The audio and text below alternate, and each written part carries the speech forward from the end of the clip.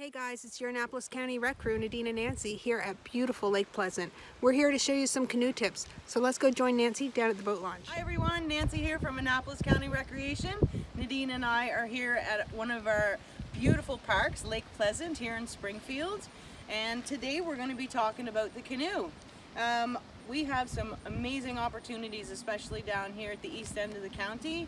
Again, we're in Lake Pleasant boat launch and park right now, and also as we were driving along to get here on the number 10 highway, we also have a canoe access park as well where you can launch your boats and go for a paddle, and it's called Shannon River Canoe Access Park. So on to the canoe. Let's find out what we need to know before we hit the water. So first things first, as we talked about in our kayaking video, before we even get on the water, we have to consider what we need for our boats. We have to be safe, and there's also things that you need that are required by law to put in your boat as well. Plus, I always add a few extra safety things depending on the type of paddling adventure that I'm going to go on. Always start with your PFD. So your PFD is your personal flotation device. This is a paddling PFD. So we're going to put our PFD on straight away. This one's a little different than the one from our previous video. I think I'd show you a different kind. So this one zips up in the front, but again, it's got lots of room for your arms to move and paddle. So it was specifically designed for paddling. So you zip it up in the front, you can tighten the waist, has a little strap there, and then you can tighten it on the sides of the PFD. You want to make sure your PFD is snug but not too tight so you're not uncomfortable. However, it should be snug enough. If you do fall in the water, as we said before, the PFD will want to float, your body maybe not so much.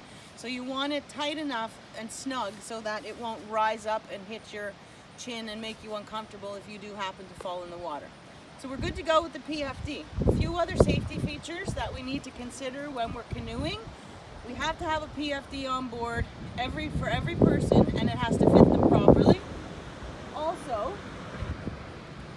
these are really good for canoeing and small boating. So you can pick these up at any local store that sells boating supplies.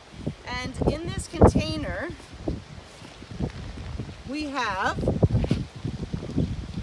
a flashlight. So if and this is waterproof and floatable. So if you're out during the periods of sunset and sunrise, you're going to have to be required to have a flashlight on board, and it has to work. And that's so you can see, and also so other boaters can see you as well. And that comes with these kits. You can also buy waterproof floatable flashlights just about anywhere. Also included in your kit is your buoyant heaving line. Again, buoyant means it can float. So if you need to throw it to someone, and heaving line means one end is heavier than the other. So if I had to throw this to someone in the water to help them back to the boat, you just give it a toss, the water will float. It's a lot easier for the person to grab it, and that has to be 15 meters of buoyant heaving line minimum. And that also comes with your kit.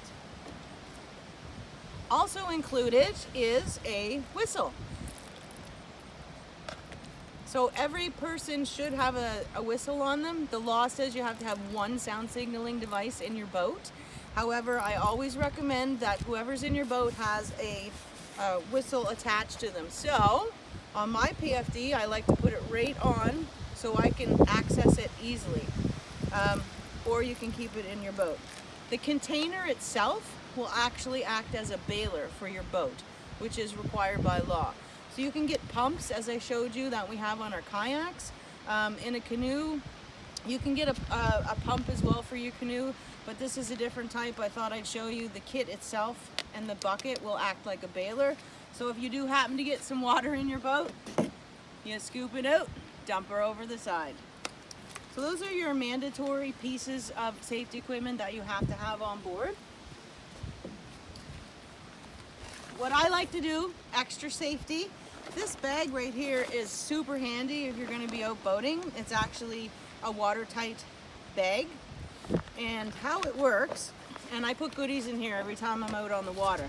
So if you get splashed or you happen to go over and you attach this to your boat, nothing inside will get wet. So especially in the summer. I always pack water and so we can keep hydrated.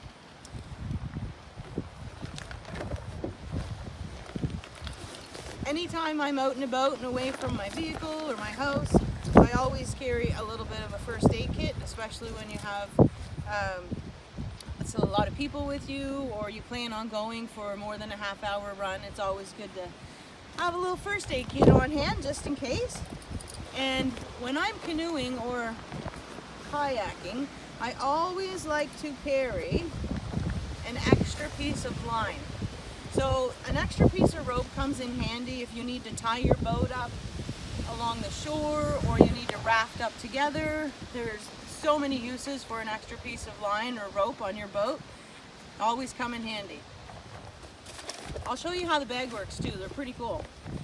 So it's called like a dry sack or a dry bag. So you put your items you want to keep dry in your dry bag.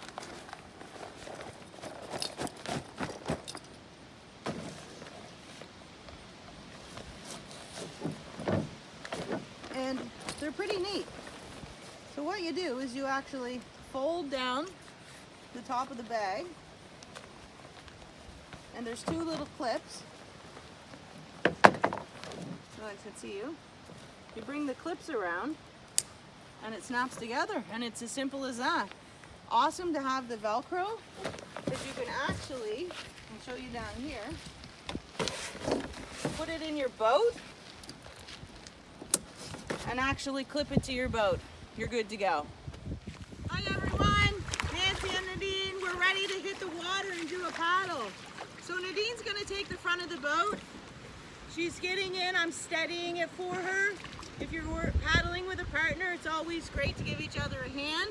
Notice how I kept the boat steady as she stepped forward into the boat. She put her feet low and in the middle of the boat, and never step onto the side of the canoe. It's too tippy. And you can also use your paddles to brace if you need to hold on as well. So there's Nadine's paddle.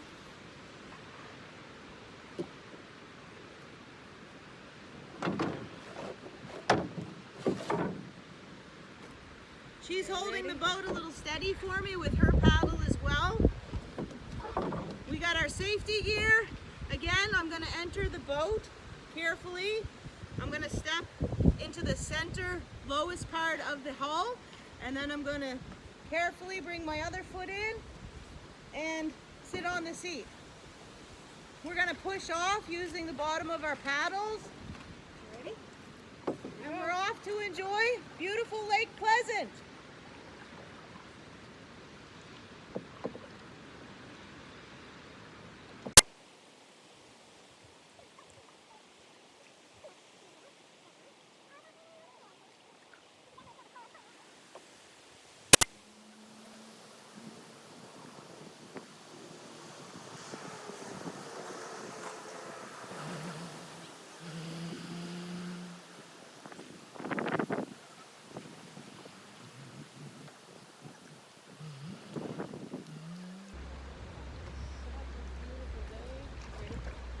What a great day and paddle on Lake Pleasant. That was pretty awesome, Nance. Yeah, did you have fun, Nadine? Awesome. Remember, happy paddling and stay safe.